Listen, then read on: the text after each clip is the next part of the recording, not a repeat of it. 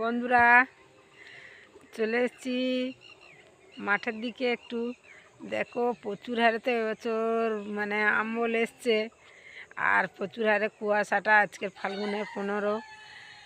তো এখনও কুয়াশাটা পড়া আরম্ভ হয়েছে। দেখো কিভাবে আমলগুলো লাস্ট পর্যন্ত থাকবে কি জানি না। এই কুয়াশা পড়লে কিন্তু আমের বোল নষ্ট হয়ে যায়।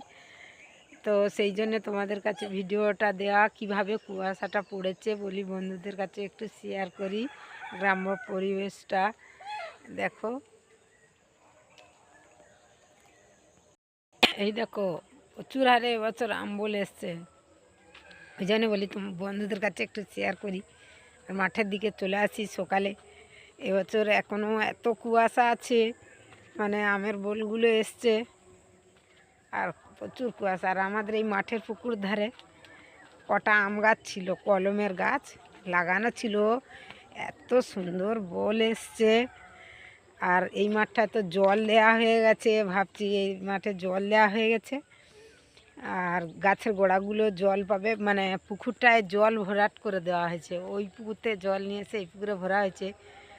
আর ভাবছিলাম যে গাছের গোড়াগুলো জল পেয়ে যাচ্ছে, ভালো আম হবে, কিন্তু যেভাবে কুয়াশা পড়েছে সব বোল তো চুঁয়ে যাবে।